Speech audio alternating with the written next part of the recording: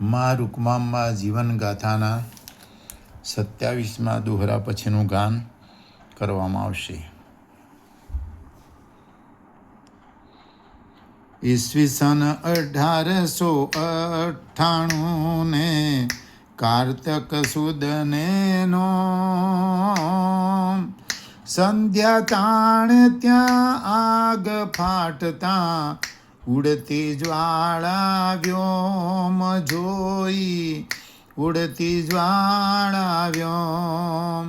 શુક્લ કુવામાંથી પાણી લઈને આગ હોલવવા જાય, રૂકમાબાથી ના રહેવાયું ઘડુલો લઈને જાય, રૂકમા ઘડુલો લઈને જાય. એક બે ઘડુલા આગમાં રેડ્યા પ્રસૂતિ પીડા થાય, અંધારા ઓરડે પ્રદોષ તાણે બ્રહ્મ પ્રગટ ત્યાં થાય, પોતે બ્રહ્મ પ્રગટ ત્યાં થાય. જન્મતામાં આગ બુઝાણી ગોધરાની તત્કાળ, સંસારીઓના તાપને હરવા પ્રભુ ધરે અવતાર. કલિયુગે પ્રભુ ધરે અવતાર.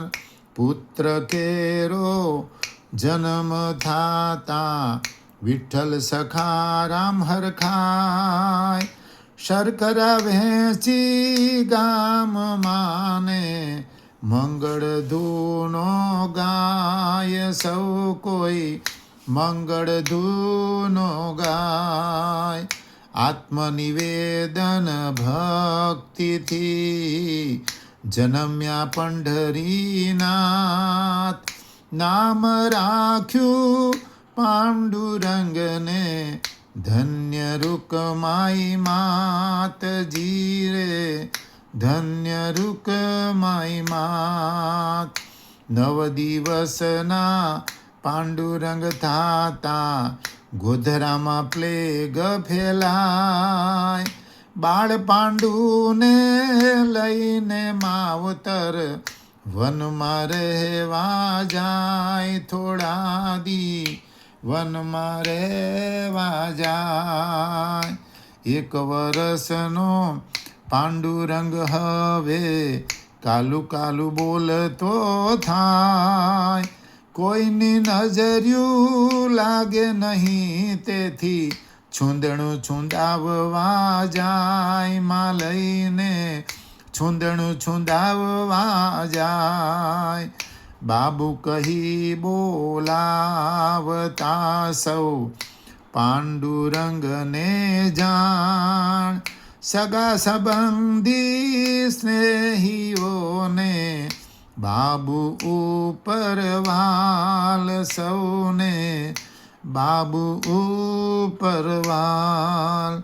1.5 વર્ષના પાંડુરંગે નનામી જોઈ તે વાર, પિતાને પૂછતા મોક્ષ તણો એને રામ મંત્ર મળી જાય, પિતા થકી રામ મંત્ર મળી જાય. 2 વર્ષનો બાબુ થાતા રૂકમા પ્રસવે બાળ, દ્વિતીય પુત્રનું નામ રાખ્યું નારાયણ છે જાણ, રૂડું નારાયણ છે જાણ. 5 વર્ષનો પાંડુરંગ થાતા પિતાજી સ્વર્ગે સિધાય,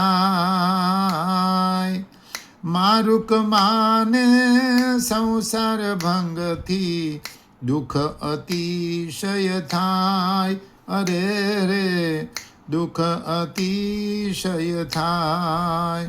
સખારામને આઘાત લાગ્યો શરીર દુર્બળ થાય, જેના સહારે ગોધરા આવ્યા તે પણ સ્વર્ગે જાય, અરે રે તે પણ સ્વર્ગે જાય.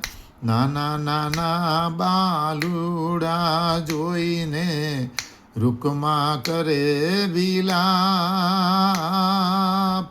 દુઃખના ડુંગર તૂટી પડ્યા મારા, કયા જન્મના પાપ નડે છે, કયા જન્મના પાપ.